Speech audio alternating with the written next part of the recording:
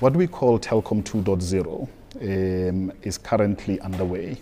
If you recall, last week we had a court order against us, effectively urging us to go back to the trade unions and consult with them through a CCMA process, and also to withdraw the Section 189 notice that we had issued to the trade unions. What did we do? We have withdrawn the Section 189 notices as of last week, Wednesday, and we are actually abandoning that process now. We are now looking at a different process, not a forced retrenchment process, but a voluntary severance package process.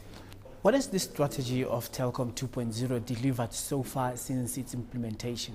Well, it's delivered quite a bit. I mean, we've been able to reduce the number of management layers. We've been able to commence with a customer-centric program, which we call Customer First.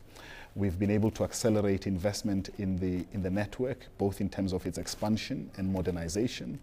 We've been able to get rid of our non-core properties. We've been able to renegotiate some of our agreements with our suppliers to sizable amounts. But all of those achievements, unfortunately, are not enough. We need to do a lot more. And that is why we're now getting into this phase and this stage of the process going forward. How is Telkom going to reposition itself so that it can be sustainable in the competition that it faces in the telecoms industry?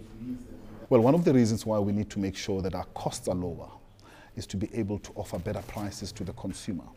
Number one. Number two, investing in our network, especially broadband, both in the form of ADSL, fiber to the home, fiber to the business, LTE, all of those things will enable us to participate in the new area of growth and opportunity, which is data and data growth.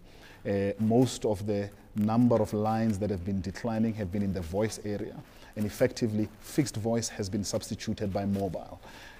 However, the costs were not replaced. The revenues were taken away, but the cost remained. And that's why we need to do things that are very extraordinary to make sure that the company survives today, but also into the future. Is Telkom going to relook its pricing model in order to keep up with the pace regarding the pricing models of other competitors? Well, we've got to do two things. Firstly, we've got to make sure that we manage our costs on an ongoing basis all the time. We need to make sure that we are able to provide the right level of service and products to our customers. We need to make sure that we continue to invest in our network, we modernize it, we make sure that it can carry unending quantities of data and information, because this is the age that we are in. We need to make sure that we complete our transaction with BCX, because that is one of the things that will enable us to compete in the future, especially on the business side. And we need to make sure that we accelerate some of our plans of bringing other different services on top of the connectivity to our customers. What is your view regarding how this new acquisition of Neotel by Vodacom going to affect Telkom on the downside? Yeah, I mean, Vodacom is a formidable company. It's a company I respect, and I think that if they are able to complete the Neotel acquisition, they will become unstoppable. And that is why, as Telkom, we need to make sure that we also prepare ourselves for that intense competitive environment.